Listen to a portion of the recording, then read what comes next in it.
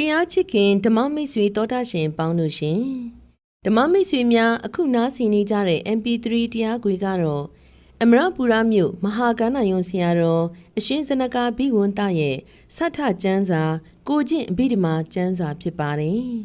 မိမိစိတ်ကိုထက်မြက်ဖြူစင်အောင်လေ့လာလိုသူတိုင်းလေ့လာကြရ၌မပြင်းကြဖို့ရာအဘိဓမ္မာသဘောကိုတုတ်တန်နှင့်ရော၍စီစဉ်ထားသောကျမ်းစာလည်းဖြစ်ပါတယ်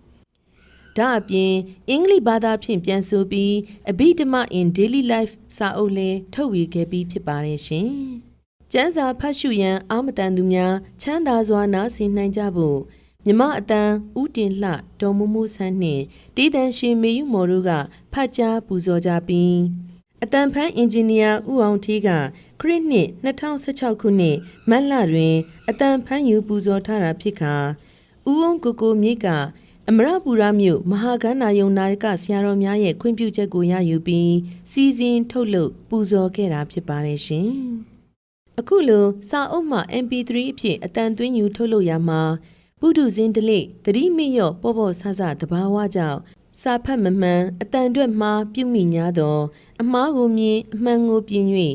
တက်ဝင်မြစ်တာဂယုဏဖြင့်ကောင်းစွာဆင်ခြင်နားဆင်နိုင်ကြဖို့လေးလေးစားစားပန်ကြားပါစီရှင်။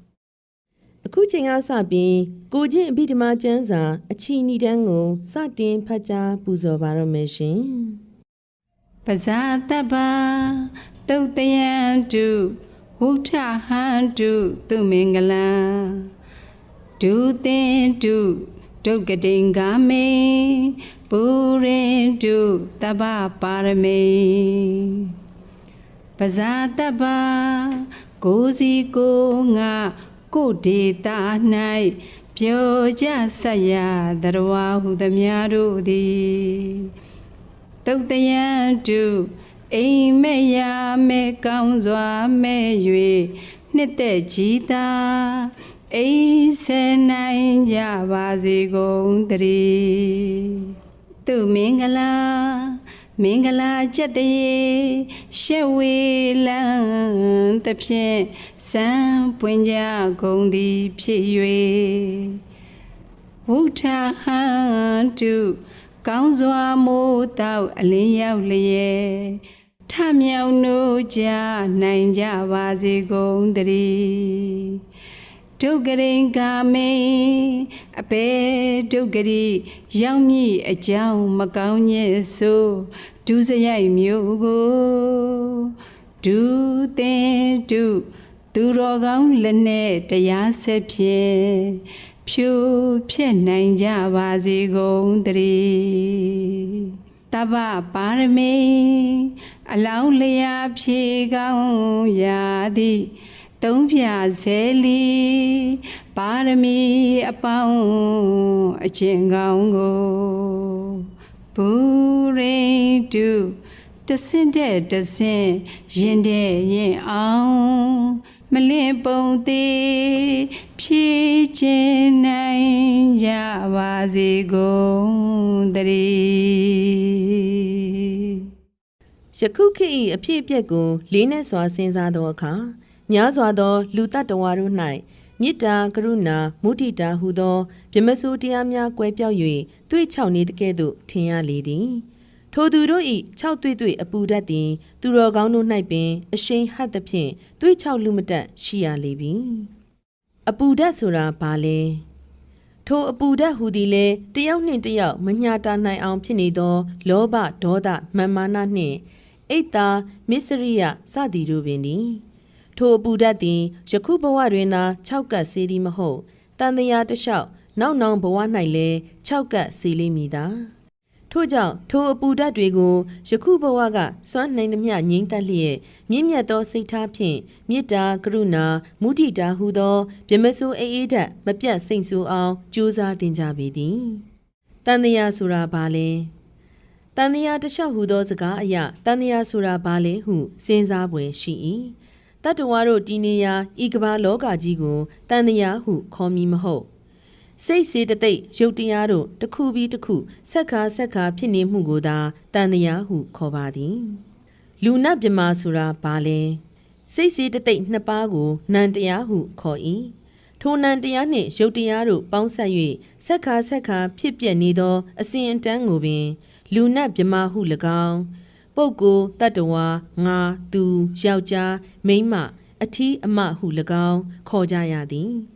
စင်စစ်မှာယုံနံနှစ်ပါးကိုဖယ်ထားလျင်လူနတ်မြမတတ္တဝါဟု၍တီးခြားမရှိတော့ကြယုံနံတို့ဘာကြောင့်ဖြစ်ကြသလဲယုံနံတရားအစုတို့၏ဆက်ခါဖြစ်ပျက်နေခြင်းမှာလည်းအကြောင်းမဲ့တက်ဖြစ်ပျက်နေကြသည်မဟုတ်မိမိတို့အပြင်ဘက်မှာအမြဲတွေ့ကြုံနေရသောအာယုများနှင့်မိမိတို့တန်တန်ဝဲရှေ့ကဖြစ်နှင့်သောကံများကြောင့်သာယုံနံတရားတို့ဆက်လက်၍ဖြစ်ပွားနေကြသည်ထို့ကြောင့်ယုံနံဖြစ်ဖို့ရာအပြင်ဘက်ကအာယုအကြောင်းရှေ့ကကံအကြောင်းဟုအကြောင်းနှမျိုးရှိသည်ဟုမှတ်ပါလေအရေးကြီးသောအကြောင်းထိုနှမျိုးသောအကြောင်းတို့တွင်အပြင်ဘက်၌တွေ့ကြုံကြရသောအာယုံအကြောင်းများသည်အတွင်းစိတ်အမျိုးမျိုးဖြစ်အောင်အရေးအယောင်ပြယုံသာဖြစ်၍အရေးမကြီးလှပေကောင်းကောင်းဆိုးဆိုးအပြင်အာယုံတစ်မျိုးမျိုးနှင့်တွေ့ရဝဲမိမိ၏အတွင်းစိတ်ဓာတ်ကောင်းမွန်ဖို့သာအရေးကြီးပေသည်ဆိုလိုရင်းကမိမိတို့အတွင်းစိတ်ကအမြဲကောင်းမွန်နေပါမူနောက်ဘဝ၌ဖြစ်သည်မျှယုံနံတို့အကောင်းမွန်ကြီးသာဖြစ်ရပေမည်တဘဝပြောင်းတော်လဲစိတ်ကောင်းရုပ်ကောင်းလူနတ်မြမတတ္တဝါအကောင်းကြီးဖြစ်ရမည်မိမိတို့အတွင်းစိတ်ကရုပ်မှဆိုးရွားနေပါမူရှေးတုန်းကစိတ်ကောင်းအတွက်ယခုဘဝမှာကောင်းလျက်ရှိပါတော့လဲနောက်ဘဝတို့၌စိတ်ဆိုးရုပ်ဆိုးငရဲပိတ္တာတိရစ္ဆာန်မျိုးကြီးသာဖြစ်ရမည်ဟုဆိုလိုပါသည်ယောနိတော်ရှိမှစိတ်ကောင်းရယောနိတော်ရှိမှလည်းစိတ်ကောင်းနှလုံးကောင်းရရှိနိုင်ကြသည်တွေ့ရကြုံရကိစ္စ၌တင့်တော်အောင်နှလုံးသွင်းလေရှိမှုကိုယောနိတော်မနတိကာရဟုခေါ်၏ယခုကာလ၌မနတိကာရကိုဖြုတ်၍ယောနိတော်ဟုပြောကြသည်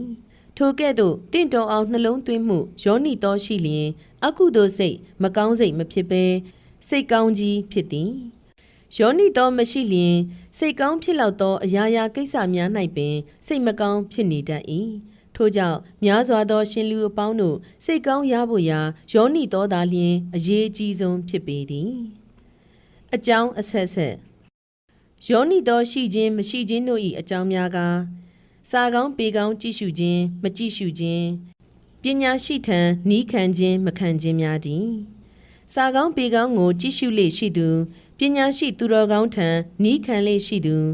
ပညာရှိသူတော်ကောင်းနှင့်ပေါင်းလေရှိသူဖြစ်လျင်အကြအမြင်တိုးပွား၏ထိုအကြအမြင်တိုးပွားသူမှာငါတန်တန်၌အမြဲစိတ်ကောင်းဖြစ်စေမည်ဟုအဓိဋ္ဌာန်ထားလျင်တွေ့ရကြုံရအာယုံများ၌ယောနိတော်ရှိတတ်၏